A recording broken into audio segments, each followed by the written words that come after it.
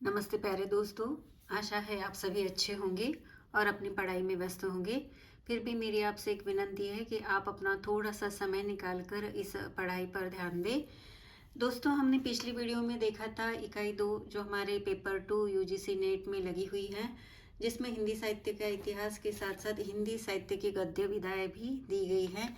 यह भाग हमने पिछली वीडियो में देखा था। हिंदी साहित्य गद्य विधा में किस प्रकार से भारतीय उपन्यास की अवधारणा, उसका अर्थ, प्रेमचंद पूर्व उपन्यास, प्रेमचंद और उनका युग, फिर उनके परावर्ती उपन्यासकार जो कि 2010 तक का हमें पुस्तक में दिया गया है, हिंदी कहानी का उद्भव, विकास और हिंदी कहानी, उसके प्रमुख कहानी के आंदोलन और कहानीकार, हिंदी नाटक, रंगमंच, विकास के चरण, भारतेंदु युग, प्रसादोत्तर युग और स्वातंत्र्योत्तर युग, साठोत्तर युग, किस प्रकार से उसमें बदलाव हुए, उस युग की प्रमुख नाट्य कृति या प्रमुख नाटककार, एकांकी, रंगमंच और विकास और एकांकी का उद्भव, और जो हिंदी का रंगमंच है उसका उद्भव, और नुक्कड़ जो है, नुक्कड़ में एकांकी की प्रस्तुतिकरण और खुले थिएटर पर होने लगी, और जो रेडियो दूरदर्शन पर एकांकी के रूप को अत्यंत प्रभावित किया गया है। निबंध और उसका विकास, निबंध के प्रकार और प्रमुख निबंधकार हमने देखे हैं। हिंदी आलोचना का उद्भव और विकास, समकालीन हिंदी आलोचना और उसके विविध प्रकार, प्रमुख आलोचक। उसके बाद हमने देखा कि हिंदी की अन्य गद्य विधाएँ जो है, जो हमारे पाठ्यक्रम में लगी हुई है, उसमें कुछ रेखा चित्र है, जैसे कि माटी की मूर्तें, ठकुरी बाबा, संस्मरण है, यात्रा साहित्य है, आत्मकथा है, जैसे कि क्या भूलूं क्या याद करूं, जीवनी है प्रेमचंद घर में, और रिपोर्टाज डायरी, जैसे कि एक साहित्यिक की डायरी, फिर प्रवासी साहित्य भी हमने देखा है। तो इस प्रकार से हमारा जो इकाई 2 का महत्वपूर्ण भाग है, जिसके लिए मैंने बताया था कि इकाई 2 को हम जब भी आगे पढ़ेंगे तो इकाई 4 से लेकर इकाई 10 तक के हमारे सारे भी जितने यूनिट है वो हमारे इसी पढ़ाई से जुड़े हुए हैं। तो कृपया इन बातों को अनदेखा ना करें, और जब भी पढ़ाई करते हो तो इस यूनिट को उन यूनिट के साथ पढ़ते हुए चलिए, तो आपको पढ़ाई करने में आसानी होगी। दोस्तों, आज की वीडियो में हम देखने जा रहे हैं हिंदी साहित्य की गद्य विधाओं पर एमसीक्यूज, जो कि हम यहाँ पर पहले पिछली वीडियो में पढ़ चुके हैं। तो एमसीक्यूज से मदद से आपको वो हिंदी साहित्य का गद्य विधाएं जो हमने आज तक के वीडियो देखे हैं उनको समझने में और उनकी पढ़ाई करने में बहुत ही मदद होगी।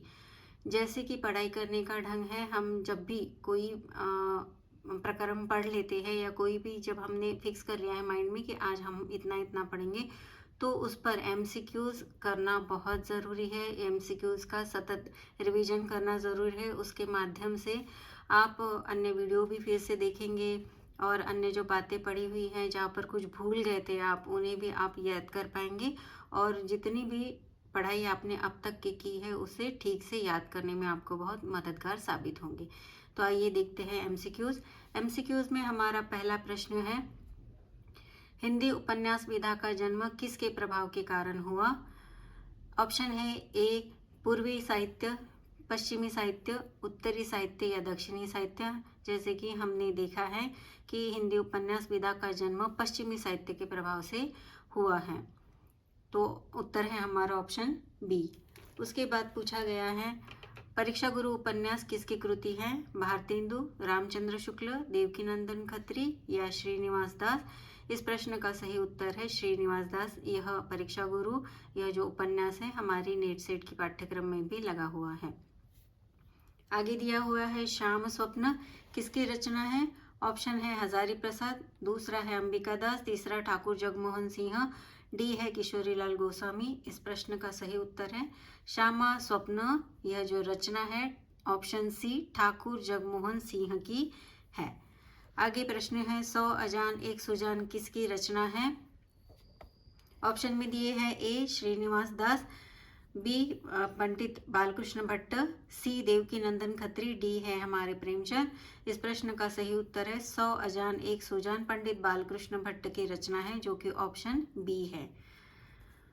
आगे प्रश्न है, प्रेमचंद पूर्व किन उपन्यासों की रचना हुई? प्रेमचंद पूर्व युग में किन उपन्यासों की रचना हुई? ऑप्शन में है ए सामाजिक, बी आर्थिक, सी जासूसी, डी तिलस्मी। ऑप्शन में दिया है ए केवल ए और बी, 2 में दिया है केवल ए, 3 में दिया है केवल ए सी डी और 4 में दिया है केवल सी डी। तो हमारा उत्तर है केवल ए सी डी, यानी कि प्रेमचंद पूर्व युग में सामाजिक, जासूसी और तिलस्मी उपन्यासों की रचना हुई, इसलिए ऑप्शन है 3 केवल ए सी डी। आगे प्रश्न है, इनमें से कौन से सामाजिक कोटि के कथाकारों की श्रेणी में आते हैं? ऑप्शन ए है श्रीनिवास दास, बी है अंबिका दत्त व्यास, सी है किशोरीलाल गोस्वामी, डी है देवकी नंदन खत्री। तो उत्तर में है केवल ए बी, ऑप्शन 2 है केवल बी डी सी, ऑप्शन 3 है केवल ए बी सी, ऑप्शन 4 है केवल डी। इस प्रश्न का सही उत्तर है 3 केवल ए बी सी, यानी कि श्रीनिवास दास, अंबिका दत्त व्यास और है किशोरीलाल गोस्वामी, इसलिए इसका सही उत्तर होगा 3।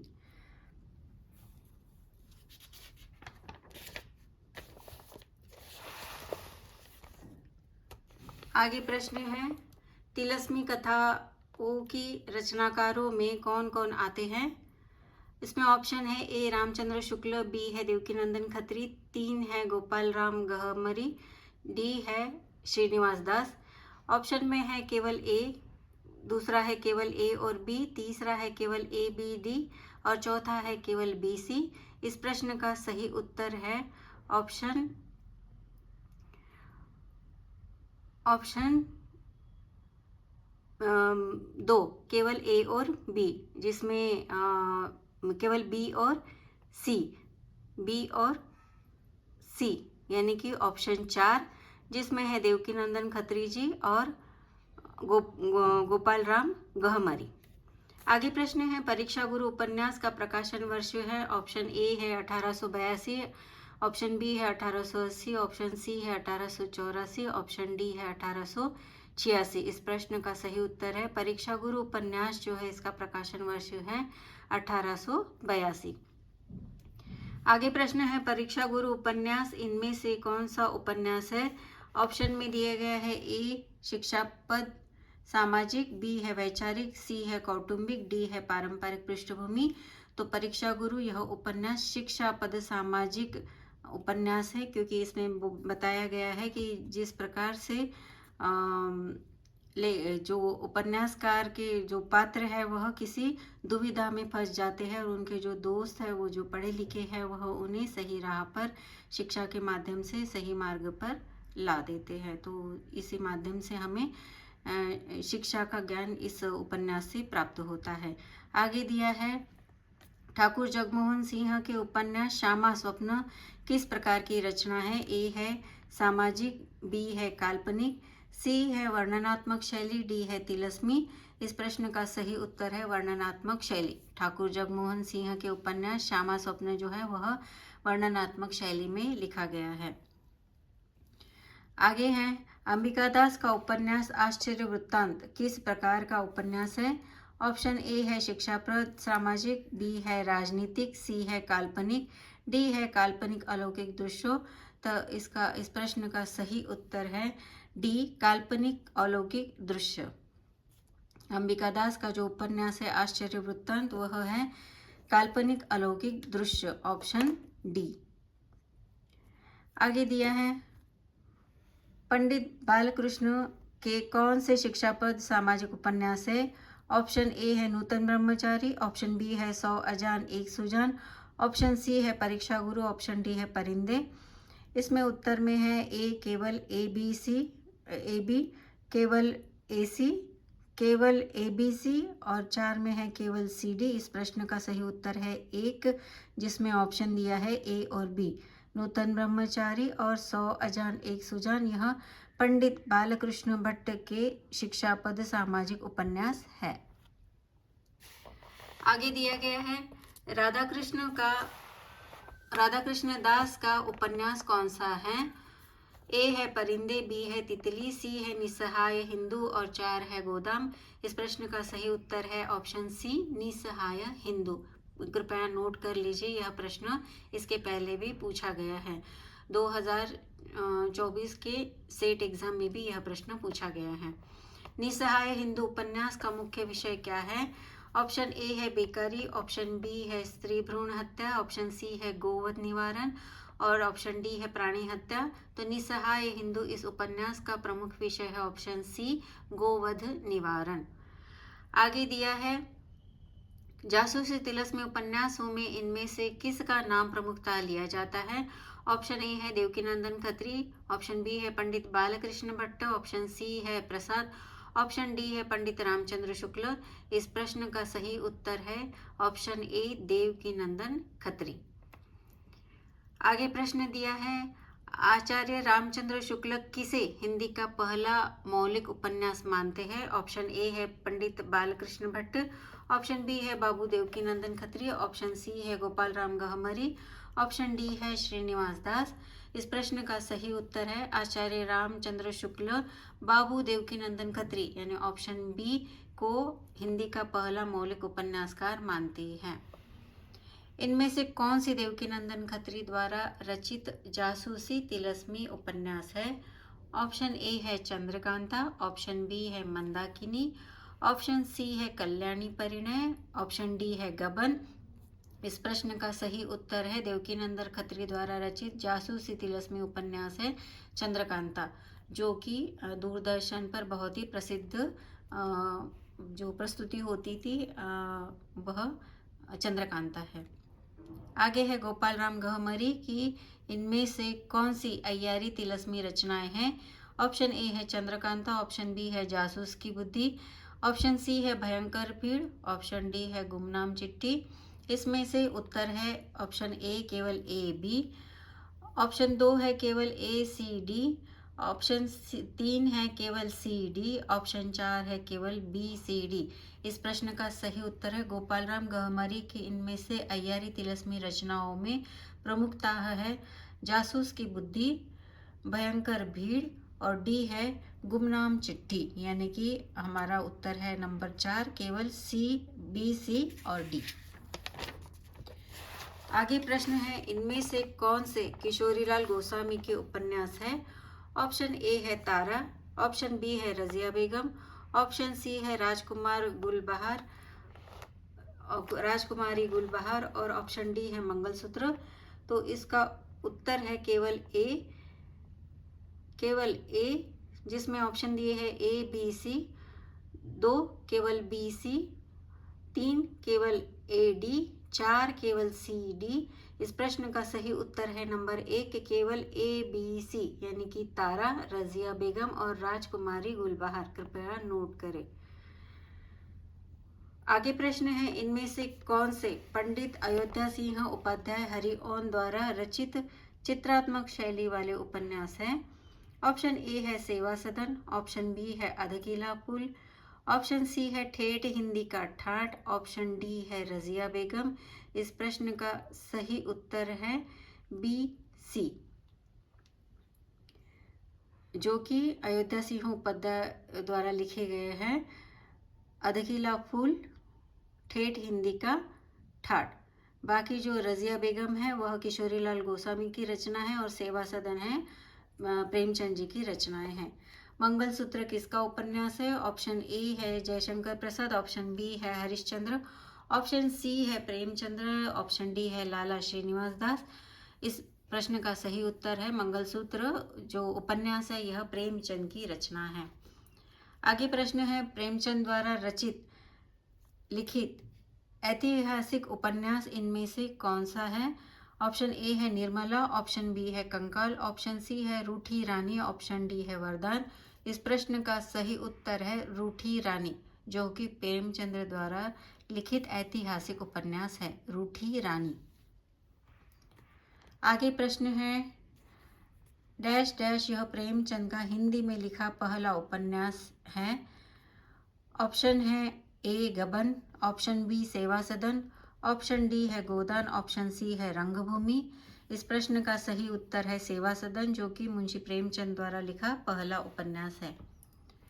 आगे प्रश्न है प्रेमचंद का उपन्यास सेवा सदन पहले उर्दू में किस शीर्षक से लिखा गया था। ऑप्शन में है ए देवस्थान रहस्य, बी है बाजार ए हुस्न, सी है इसरार मोहब्बत और डी है हम खुरमा हम सवाब। इस प्रश्न का सही उत्तर है ऑप्शन बी बाजार ए हुस्न। मुंशी प्रेमचंद द्वारा लिखित जो उपन्यास है सेवा सदन, उसका उर्दू में लिखा हुआ पहला जो उपन्यास था वह बाजार ए हुस्न था। फिर उसे उन्हें अनुवादित करके हिंदी में सेवा सदन इस नाम से बदल दिया गया था। इसलिए इस प्रश्न का सही उत्तर है ऑप्शन बी बाजार ए हुस्न। आगे प्रश्न है सेवा सदन उपन्यास कौन से वर्ष में प्रकाशित हुआ?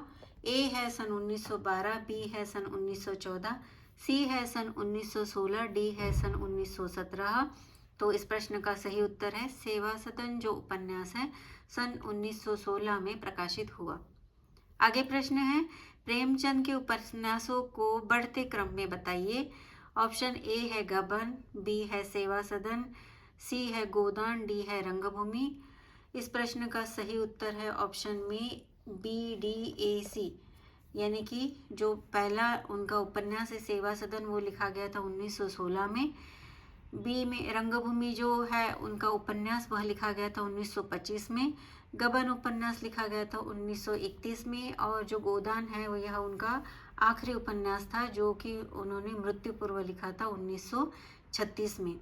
इसीलिए इसका सही सीक्वेंस होगा बी सेवा सदन, डी रंगभूमि, ए गबन और सी सेवा सदन।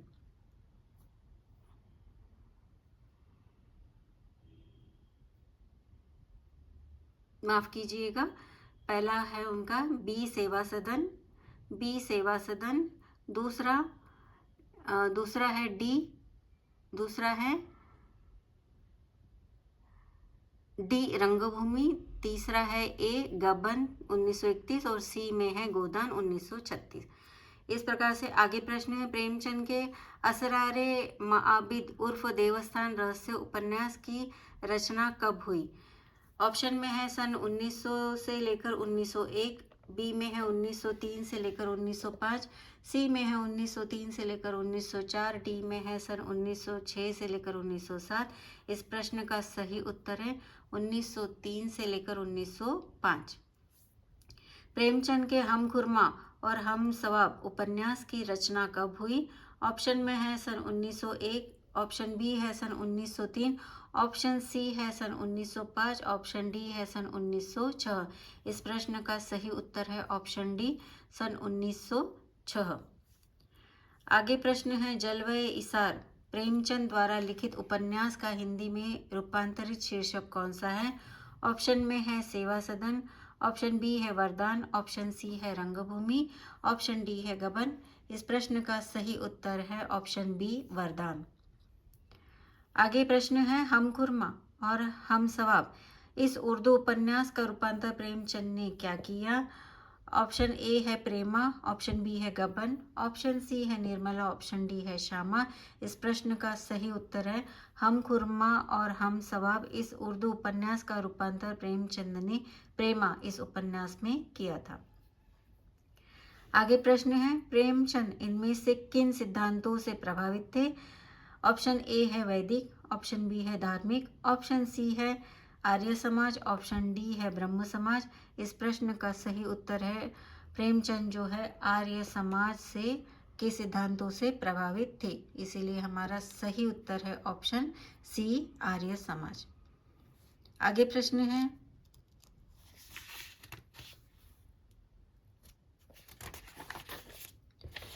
प्रेमचंद का अधूरा उपन्यास कौन सा है? ऑप्शन है A Pratigya, option B Mangalsutra, option C Vardaan, option D है श्यामा। इस प्रश्न का सही उत्तर है मंगलसूत्र, जो कि आगे चलकर उनके पुत्र ने 1938 में पूरा कर दिया था। मंगलसूत्र उपन्यास कौन से वर्ष में पूरा हुआ?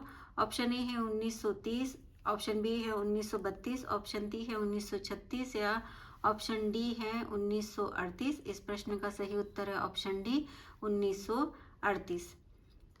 प्रश्न है डैश डैश हिंदी में किशोरीलाल गोस्वामी का उपन्यास था। ऑप्शन ए है कल्याणी, ऑप्शन बी है स्वर्गोय कुसुम, ऑप्शन सी है निर्मला, ऑप्शन डी है कर्मभूमि। इस प्रश्न का सही उत्तर है स्वर्गोय कुसुम, हिंदी में प्रकाशित किशोरीलाल गोस्वामी का उपन्यास था। और यह जो उपन्यास था यह वैश्य जीवन पर आधारित था। प्रेमचंद को इसी उपन्यास को पढ़कर प्रेरणा मिली और उन्होंने सेवा सदन का आविष्कार किया। आगे है जालपा प्रेमचंद के किस उपन्यास की रचना, माफ कीजिएगा, जालपा प्रेमचंद के किस उपन्यास की पात्र है? ऑप्शन ए है गबन, ऑप्शन बी है सेवा सदन, ऑप्शन सी है निर्मला, ऑप्शन डी है गोदाम। तो इस प्रश्न का सही उत्तर है ऑप्शन ए गबन। जालपा प्रेमचंद के उपन्यास गबन की पात्र है। आगे प्रश्न दिया है वेश्या समस्या को लेकर प्रेमचंद ने किस उपन्यास की रचना की? ऑप्शन ए है सेवा सदन, ऑप्शन बी है निर्मला, ऑप्शन सी है रंगभूमि, ऑप्शन 4 है प्रेमाश्रम। इस प्रश्न का सही उत्तर है सेवा सदन। आगे प्रश्न है नंबर 37, सूरदास किस उपन्यास का नायक है? ऑप्शन ए है गोदान, ऑप्शन बी है रंगभूमि, ऑप्शन सी है कर्मभूमि, ऑप्शन 4 है प्रेमाश्रम। इस प्रश्न का सही उत्तर है ऑप्शन बी रंगभूमि। आगे प्रश्न दिया हुआ है, माफ कीजिएगा, इस प्रश्न का सही उत्तर है ऑप्शन सी, ऑप्शन बी रंगभूमि। आगे प्रश्न है भाग्यवती उपन्यास के लेखक कौन है? ऑप्शन में ए है लाला श्रीनिवास दास, ऑप्शन बी है श्रद्धाराम फुलोरी, ऑप्शन सी है देवकीनंदन खत्री, ऑप्शन डी है गोपाल राम गहमरी। इस प्रश्न का सही उत्तर है ऑप्शन बी गहमरी श्रद्धाराम पिल्लौरी। कृपया इसे नोट कर लीजिए, भाग्यवती उपन्यास के लेखक कौन है, यह प्रश्न पहले भी पूछा गया है। इस प्रश्न का सही उत्तर है ऑप्शन बी श्रद्धाराम पिल्लौरी। आगे प्रश्न है देवरानी जेठानी की कहानी उपन्यास के लेखक कौन है? ऑप्शन ए है प्रेमचंद, ऑप्शन बी है पंडित गौरी दत्त, ऑप्शन सी है किशोरीलाल गोस्वामी, ऑप्शन डी है देवकीनंदन खत्री। इस प्रश्न का सही उत्तर है ऑप्शन बी पंडित गौरी दत्त। देवरानी जेठानी यह जो उपन्यास है वह हमारे JRF नेट सेट के पाठ्यक्रम में भी लगा हुआ है, इसीलिए इसके लेखक है पंडित गौरी दत्त। आगे प्रश्न है डैश डैश जुगल किशोर नारायण की कृति है। ऑप्शन में दिया गया है राजपूत रमणी, बी है शाकुंतल, सी है परीक्षा गुरु और ऑप्शन डी है तारा। इस प्रश्न का सही उत्तर है राजपूत रमणी, यह जो है जुगल किशोर नारायण की कृति है। आगे दिया हुआ है तारा उपन्यास किसका है? ऑप्शन में एक है प्रेमचंद, बी है जयशंकर प्रसाद, सी है किशोरीलाल गोस्वामी, डी है जुगल किशोर नारायण। तारा जो उपन्यास है यह ऑप्शन सी किशोरीलाल गोस्वामी की रचना है। आगे नंबर 42, इसमें कौन सा बाबूलाल जी सिंह द्वारा लिखा गया उपन्यास है? ऑप्शन ए है कल्याणी, ऑप्शन बी है स्कंदगुप्त, ऑप्शन सी है वीरबाला, ऑप्शन डी है तितली। इस प्रश्न का सही उत्तर है वीरबाला। कल्याणी और तितली और स्कंदगुप्त यह जो उपन्यास है यह जयशंकर प्रसाद द्वारा रचित है। आगे है तितली उपन्यास है, स्कंदगुप्त और जो कल्याणी है यह नाटिका है। आगे दिया गया है जगदेव परमाल किसकी रचना है? ऑप्शन में दिया गया है ऑप्शन ए राजजीवन नागर, ऑप्शन बी है श्रद्धाराम पिल्लौरी, ऑप्शन सी है पंडित गौरी दत्त, ऑप्शन डी है लाला श्रीनिवास दास। इस प्रश्न का सही उत्तर है ऑप्शन ए राजजीवन नागर। जगदेव परमाल है राजजीवन नागर की रचना है। आगे प्रश्न दिया गया है नंबर 44, डैश डैश ने सन 1936 में प्रगतिशील लेखक संघ की अध्यक्षता की। ए है हरिश्चंद्र, ऑप्शन बी है प्रेमचंद्र, ऑप्शन सी है अज्ञेय, ऑप्शन डी है जयशंकर प्रसाद। इस प्रश्न का सही उत्तर है प्रेमचंद, जिन्होंने सन 1936 में प्रगतिशील लेखक संघ की अध्यक्षता की थी। आगे प्रश्न है डैश डैश उपन्यास का नायक रमानाथ है। ऑप्शन में दिया गया है option A Nirmala, option B Karmabhoomi, option C Vardaan, option D गबन। इस प्रश्न का सही उत्तर है गबन। गबन पात्र का जो उपन्यास है उसका नाम है रमानाथ, और जो जालपा है वह उसकी उपन्यास में पत्नी है। आगे प्रश्न दिया गया है, हिंदी कहानी का प्रारंभ कब से माना जा सकता है? ऑप्शन में है ए सन 1900, ऑप्शन बी है सन 1901, ऑप्शन सी है सन 1903, ऑप्शन डी है सन 1905। इस प्रश्न का सही उत्तर है हिंदी कहानी का प्रारंभ सन 1900 से माना जा सकता है, यानी कि ऑप्शन ए सन 1900। आगे प्रश्न 47 नंबर, डैश डैश यह किशोरीलाल गोस्वामी की कहानी है। ऑप्शन ए है चित्रलेखा, ऑप्शन बी है इंदुमती, ऑप्शन सी है ईदगाह, ऑप्शन डी है दो बहनें।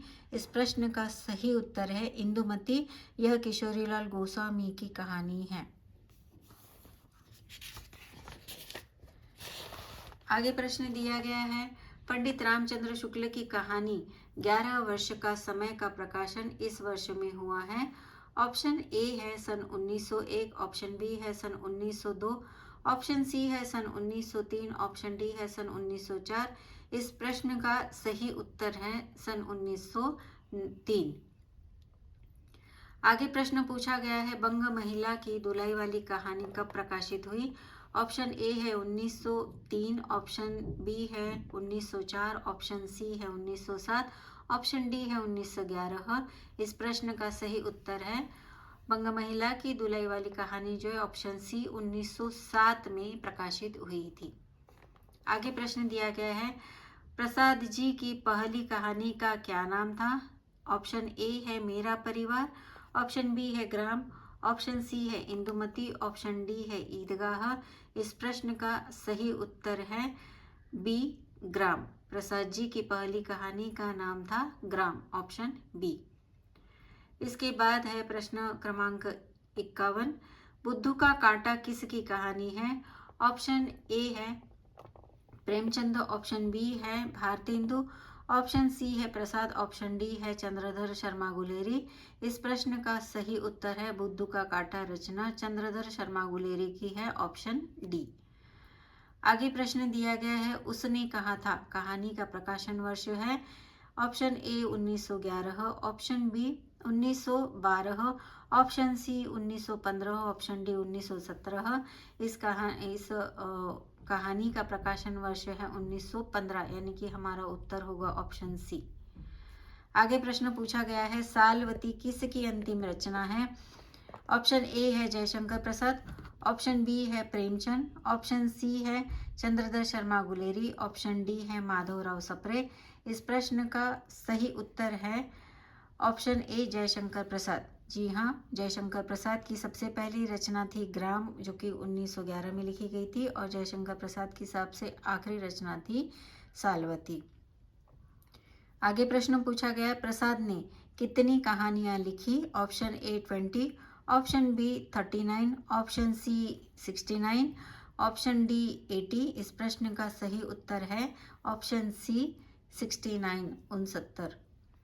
आगे प्रश्न पूछा गया है, दुखवा में कासे कहूँ किसकी प्रसिद्ध कहानियों में से एक है? ऑप्शन ए है प्रेमचंद, ऑप्शन बी है अज्ञेय, ऑप्शन सी है आचार्य चतुरसेन, ऑप्शन डी है सुदर्शन। इस प्रश्न का सही उत्तर है दुखवा में कासे कहूँ आचार्य चतुरसेन द्वारा लिखी गई प्रसिद्ध कहानी थी।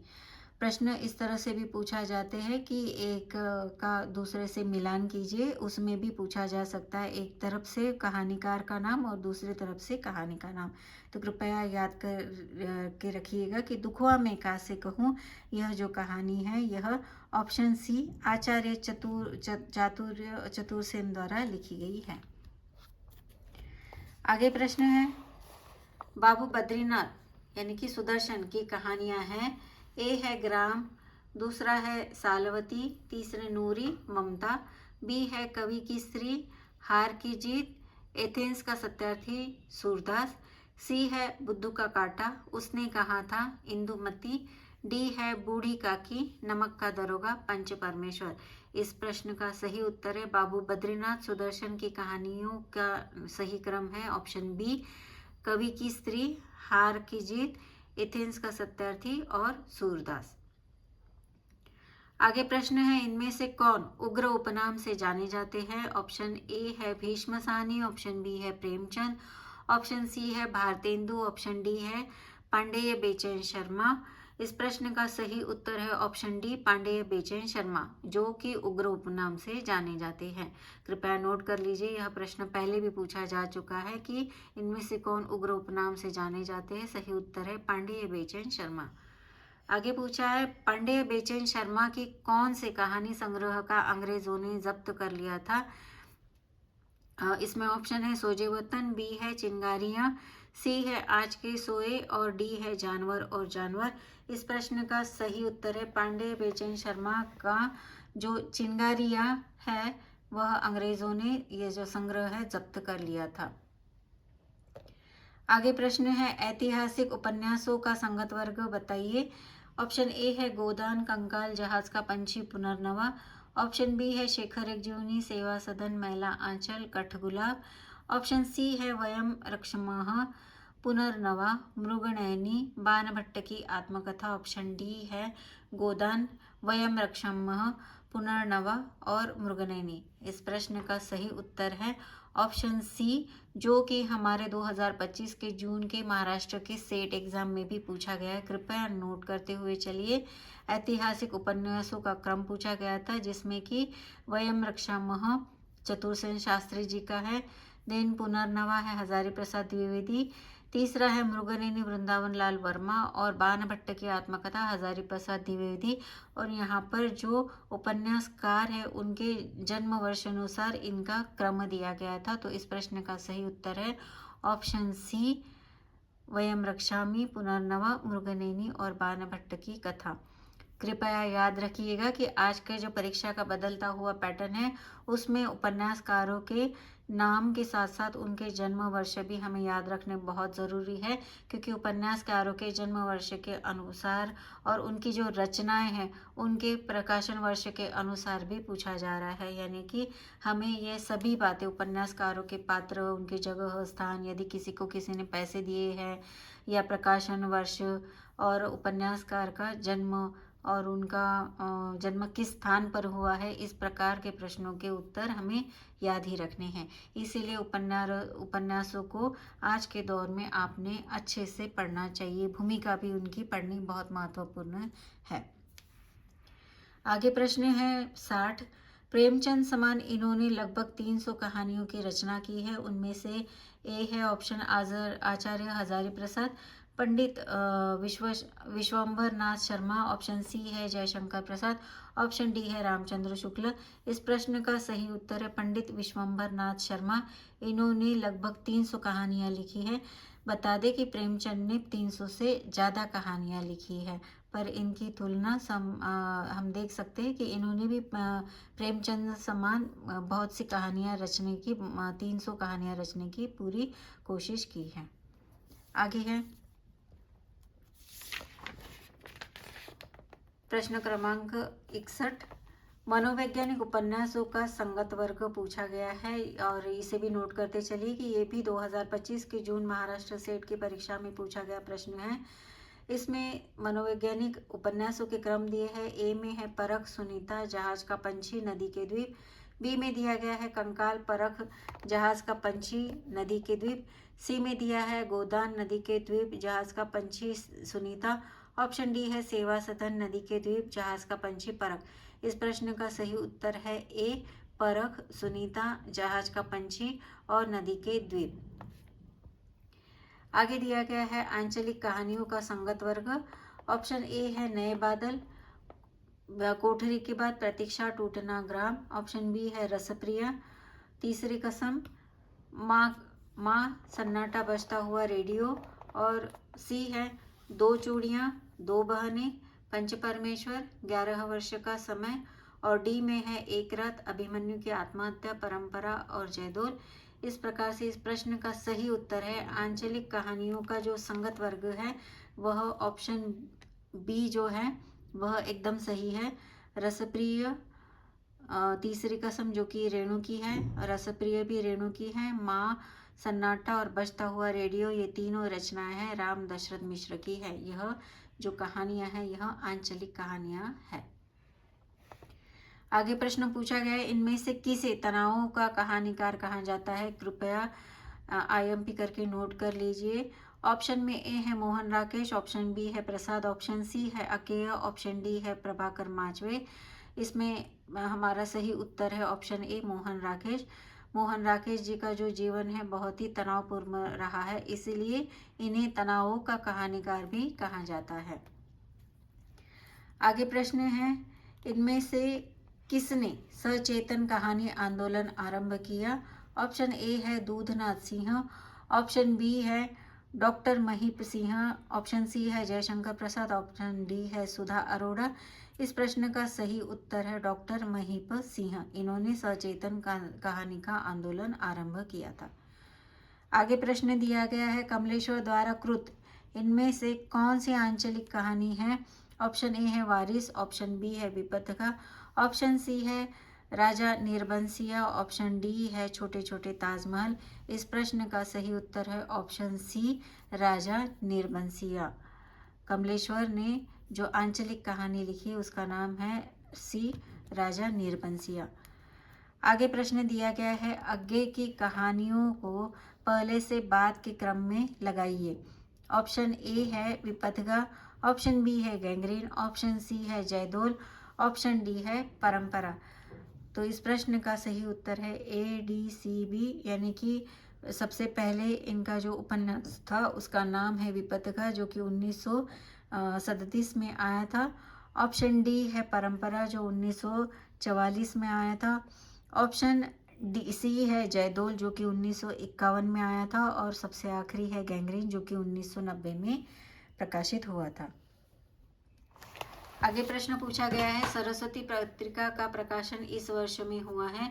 ऑप्शन ए है 1905, ऑप्शन बी है 1900, ऑप्शन सी है 1910, ऑप्शन डी है 1915। इस प्रश्न का सही उत्तर है सरस्वती पत्रिका का जो प्रकाशन वर्ष है वह है 1900, यानी कि ऑप्शन बी। आगे प्रश्न पूछा गया है, यशपाल ऐसे कहानीकार थे। ऑप्शन ए है मनोवैज्ञानिक, ऑप्शन बी है आंचलिक, ऑप्शन सी है प्रगतिशील, ऑप्शन डी है दलित विमर्शक।